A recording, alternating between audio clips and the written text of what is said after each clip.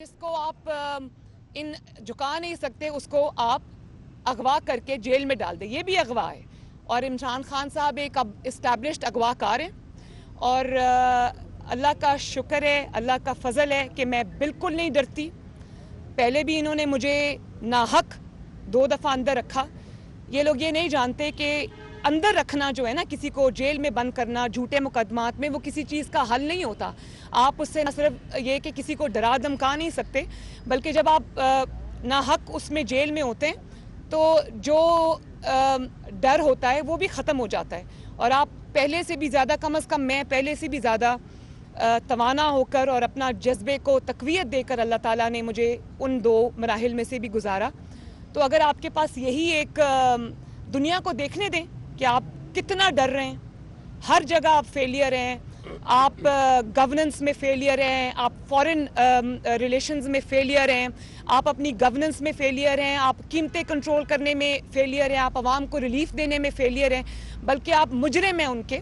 तो अगर ये आपने अपने कफन में आखिरी कील ठोंकना है तो ज़रूर करेंगे। मैडम ये बताइएगा कि डस्का इलेक्शन के हवाले से आपने बात की कि पूरे हल्के में इलेक्शन होना चाहिए। अगर इलेक्शन कमीशन ये फैसला करता है कि वो सिर्फ 23 हल्कों में होगा, तो ऐसी सूरत में फिर नून लीग का क्या डिसीजन होगा? क्या बाइकआउट करेंगे या क्या? नहीं, ये ज़रा एजम्पशन की बात है, पहले फ़ैसला आ जाने दें। वो अभी मुकदमा सुन रहे हैं। हमारे पास नाकाबिले तरदीद शवाहिद हैं जो हमने पेश किए हैं। इलेक्शन कमीशन की अपनी फाइंडिंग भी यही है, क्योंकि उनकी प्रेस रिलीज़ भी यही कह रही है। तो पहले फ़ैसला आने दें। और मैं ये कहना चाहती हूँ चीफ इलेक्शन कमिश्नर से कि ये आपके पास मौका है। आपका जो ECP है एक कौमी इदारा है, और वोट की इज़्ज़त करवाना, वोट की हुर्मत की हिफाजत करना, पाकिस्तान के अवाम के हक़ राय दही को यकीनी बनाना आपकी ज़िम्मेदारी है। और 22 करोड़ अवाम आपकी तरफ देख रही है। ये आपके पास शायद पहला और आखिरी मौका है कि आप एक असूली स्टैंड लेकर इंसाफ करें और पाकिस्तान के और डस्का के अवाम को इंसाफ दें, और आइंदा के लिए जो जिम्मेदारान है उनको करार वाकई सजा देकर आइंदा के लिए ऐसे वाकयात को रोकें। सुप्रीम कोर्ट में जो चल रहा है क्या हमजा की वापसी जमानत को आप मुस्लिम लीग को के हवाले से किस तनाज़ुर में देख रहे हैं? इसी वक्त सिर्फ एक ही जो है वो शरीफ खानदान की जो सबूत है वो मैदान में है, अब उनका आना आपको कितना स्ट्रेंथन करे? बहुत ज़्यादा, क्योंकि वो बहुत मेहनती है, अपने काम को, सियासी कामों को अच्छे से जानता है, और उसकी कमी मुझे हर मौका पर महसूस हुई, पार्टी को महसूस हुई। अब वो इंशाअल्लाह ताला आएगा तो 1 और 1 11 होते हैं, और हम दोनों मिलकर इंशाअल्लाह ताला ये मियां साहब ने जो जिद्दोजहद शुरू की है पाकिस्तान के अवाम की खातिर, इसको आगे लेके जाएंगे। ये बताइएगा सुप्रीम कोर्ट में जो चल रहा है सदारती मुतबादिल उम्मीदवार कौन है? मेरा ख्याल है कि अनाउंस कर दिया आज हमने, अभी नहीं किया, अभी आपके पास लिस्ट आ जाएगी। मियां साहब की ये, क्योंकि मुशाहिदुल्लाह साहब हमारे बहुत ही शानदार एक पुराने सिविलियन सुप्रीमेसी पे खड़े होने वाले, जमहूरियत के अलमबरदार थे, पार्टी के वफादार थे। मियां साहब के एक बहुत बाएतमाद साथी थे, एक बहुत जमहूरियत की बहुत तवाना आवाज़ थे। उनकी कुर्बानियाँ हैं। मुझे उनकी मुलाकात मेरे साथ हुई थी जब मुशर्रफ ने कूक किया था, और मियां साहब जो है वो कराची में अरेस्टेड थे। तो वहाँ पर ही मैंने इनको तब देखा, और वहाँ पर इनसे मेरी मुलाकात हुई। 1999 की मैं बात आपको बता रही हूँ। तब से उन्होंने, उनकी कुर्बानियों का, उनकी जिद्दोजहद का सिलसिला जारी है। तो ऐसे इंसान को याद रखना और हमेशा के लिए ज़िंदा रखने के लिए ज़रूरी है कि उन्होंने जिसको अपना कवरिंग कैंडिडेट बनाया था वो उनका बेटा है अफनान, डॉक्टर अफनान, एक PhD हैं और कमाल का लड़का है, बहुत लर्नेड, और ऑब्वियसली क्योंकि जमात से उसका ताल्लुक़ है, अपने वालिद के साथ क्लोज़ रहा है, तो वो असूल उसने भी अपनाए हैं।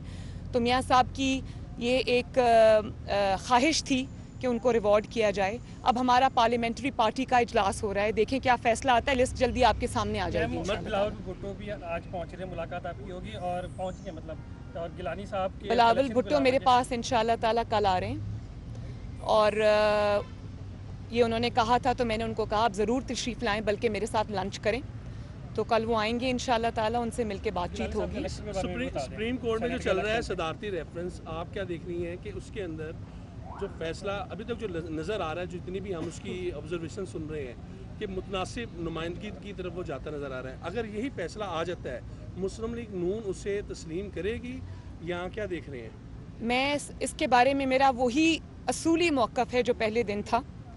मैं ये समझती हूँ कि ये जो इलेक्शन के अंदर हॉर्स ट्रेडिंग और ये जो फ़ोन करवा के लोगों को, MPAs को, MNAs को, सेनेटर्स को दबाव में लाया जाता है, ये खुफिया वोटिंग जिनको सूट करती है उनको करती है। लेकिन मेरा असूली मौक़िफ़ ये है कि इसके ऊपर पार्लियामेंट जो है वो, क्योंकि ये आईनी शिक है, इसके अंदर कोई तरमीम अगर लानी है तो वो पार्लियामेंट कर सकती है, लेकिन वो ये जाली हुकूमत नहीं कर सकती। हम इंशाअल्लाह ताला ज़रूर इस कानून को तब्दील भी करेंगे। अल्लाह ताला करे कि कोई बेहतर जमहूरी हुकूमत आए, उसके साथ बैठ के उसके साथ पूरा तावन भी करेंगे। मुस्लिम लीग नून की भी अगर हुकूमत आइंदा आती है इंशाअल्लाह, तो उसमें भी हम ये तरमीम ज़रूर करेंगे। लेकिन ये तरमीम करना सिर्फ अवाम के मुंतखब नुमाइंदों का हक़ है, वही ये तरमीम करेंगे। ये इख्तियार सुप्रीम कोर्ट के पास नहीं है। और मैं सुप्रीम कोर्ट को पहले भी ये रिक्वेस्ट कर चुकी हूँ कि ये एक सियासी मसला है, आप इसमें पार्टी ना बने। और ये लोग तो चाहते हैं कि पहले हमें फ़ोन करवाए गए कि प्लीज़ बैठ के इमरान खान के साथ पार्लियामेंट से इस पे लेजिस्लेशन करें। हमने इनकार कर दिया। हमने कहा कि हम इमरान खान को कोई रिलीफ नहीं देंगे। तो फिर वो ऑर्डिनेंस लाने की कोशिश करते रहे, फिर सुप्रीम कोर्ट चले गए।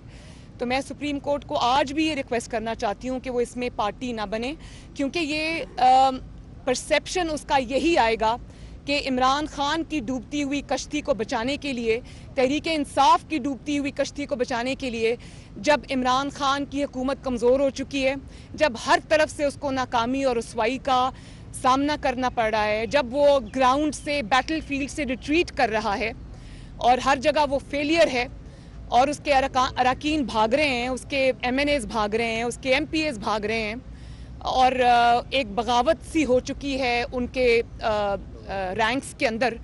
तो ऐसे में अगर सुप्रीम कोर्ट इमरान खान साहब को कोई रिलीफ देता है तो पाकिस्तान की आवाम उसको एक बायस्ड फैसला समझेगी।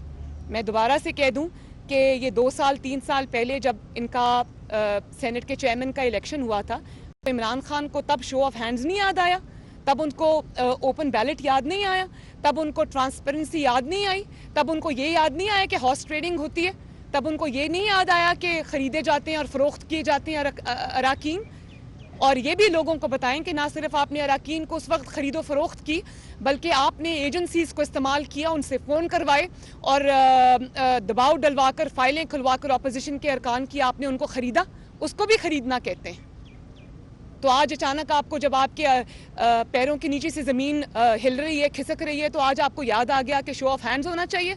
आप किसको बेवकूफ़ बना रहे हैं? अगर आप करेंगे, आप सुप्रीम कोर्ट से फैसला लेंगे, सुप्रीम कोर्ट को इस गंदे सियासी खेल में घसीटेंगे, तो हम आपको एक्सपोज करेंगे। और ये काम आप बिल्कुल सर झुकाकर, जिस तरह पोलिंग स्टेशन के अचानक वो 20 प्रिजाइडिंग ऑफिसर्स मुंह लटकाकर और सर झुकाकर बगैर नजरें मिलाए हुए RO ऑफिस में अचानक सुबह वारिद होकर चले जाते हैं, ऐसे हम आपको आंखें बचा के, नजरें चुरा के गुजरने नहीं देंगे। हम आपको पूरा एक्सपोज करेंगे। लास्ट क्वेश्चन ले लें। जस्का के इलेक्शन में और सेनेट के इलेक्शन में गैर जानिबदार है एस्टैब्लिशमेंट स्पेसिफिकली? मैं ये समझती हूँ कि अगर वो इस्टेब्लिशमेंट गैर जानिबदार नहीं है तो उनको गैर जानिबदार होना चाहिए।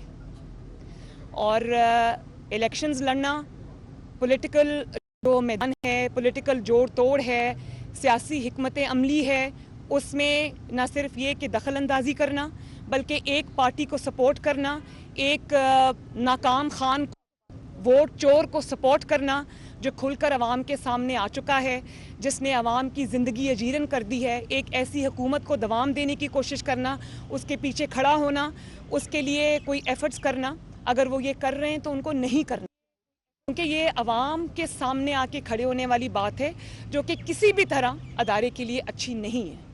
बस ये हम लास्ट क्वेश्चन ले रहे हैं। जी जी जी जी बिल्कुल, जनरल काउंसिल का इजलास है।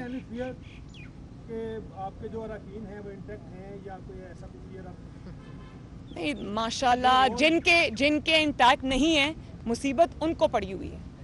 और मैं आपको एक दफ़ा फिर से ये बता दूं कि जब अवाम स्पेशली पीटीआई जो भानुमति का कुंभा जोड़ा गया था ना इधर उधर से लोग उठा के, उनकी ज़ाहिर है उनके पीछे जो ताकतें थी उन्होंने ये पीटीआई उनको इसी तरह बनवाई, तो उनकी पीटीआई से कोई हमदर्दी नहीं है।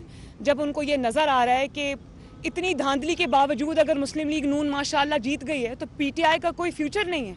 और मैं दोबारा कहती हूँ कि नौशहरा में हमने माशाल्लाह इनको घर में घुस के मारा है। अगर नौशहरा से पीएमएलएन जब कभी नहीं जीती, नौशहरा से जीत सकती है। अब आप बेशक अपनी शर्मिंदगी और खिफत मिटाने के लिए कहें कि जी वहाँ हमारी पार्टी की आपस की लड़ाइयाँ थीं, वहाँ ये था, वहाँ वो था, वहाँ ऐसा नहीं था।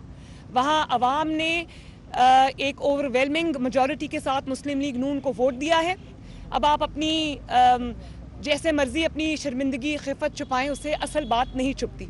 और दूसरी बात ये कि मैं आखिर में ये भी कह देना चाहती हूँ कि जो लोग ये कह रहे हैं ना कि ये लोकल सतह की धांधली हुई थी, इसमें लोकल पीटीआई इन्वॉल्व है, इसमें लोकल एडमिनिस्ट्रेशन इन्वॉल्व है, तो ऐसा हरगिज़ नहीं हुआ था। इसमें एजेंसीज इन्वॉल्व थी जो इमरान खान वोट चोर के नीचे आती हैं, और वो हाईएस्ट ऑफिस से जिस पे इमरान खान कब्जा करके बैठा हुआ है, जिसको प्राइम मिनिस्टर का ऑफिस कहते हैं, वहाँ से ऑर्डर्स और इंस्ट्रक्शंस के बगैर एक सुई भी नहीं हिल सकती। तो मैं ये अच्छी तरह जानती हूँ कि वो नाम मेरे पास आ चुके हैं। मैं सिर्फ ये इंतज़ार कर रही हूँ कि ईसीपी के पास क्या क्या सबूत हैं वो सामने आएँ, और मैं ये इंतज़ार कर रही हूँ कि ये ख़ुद सच बता दें और मज़ीद शर्मिंदगी से बच जाएं, वरना वो हक़ाइक़ मुझे आवाम के सामने लाना पड़ेंगे कि किस तरह वो 20 में से चंद प्रिजाइडिंग ऑफिसर्स को पूरी रात गाड़ियों में घुमाया गया और उनसे नताइज तब्दील कराए गए, और किस तरह बाकी को एक डेरे पर ले जाकर वहाँ पीटीआई का कौन कौन सा रुकन मौजूद था, वहाँ किस किस एजेंसी का कौन सा रुकन मौजूद था, मैं अच्छी से जानती हूँ। तो वो अगर ये चीज़ें एक्सपोज ना की तो ये मैं कर दूंगी। बस आखिरी सवाल प्लीज। इमरान खान कब घर ये टॉपिक ऑफ डिस्कशन नहीं है। इलाज हो सकता है या नहीं हो सकता, मैं बाहर नहीं जा रही। शुक्रिया। इमरान खान घर कब जा रहे हैं?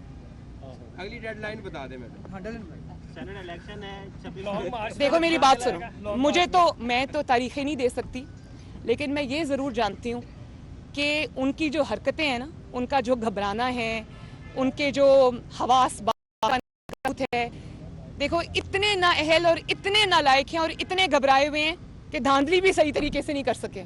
उसमें भी सबूत नहीं, सबूतों का एक अंबार छोड़ गए हैं। तो ये जो इनकी घबराहट है, जो इनकी हरकत और सकनात हैं, जिस तरह इनके सांस हाथ पाँव फूले हुए हैं, उससे तो मुझे ये नज़र आ रहा है कि हमसे पहले उनको पता है कि वो कब जा रहे हैं। शुक्रिया। हम मुलाहिजा करते सकते मरियम नवाज मीडिया से गुफ्तगू कर रही थी। उन्होंने कहा कि जिसको आप झुका नहीं सकते उसे आप अगवा कर लेते हैं या फिर जेल में डाल देते हैं। जेल में डालना हल नहीं, आपको किसी डरा धमका किसी को नहीं सकते। आप जितना डराएंगे हम उतना मजबूत होंगे।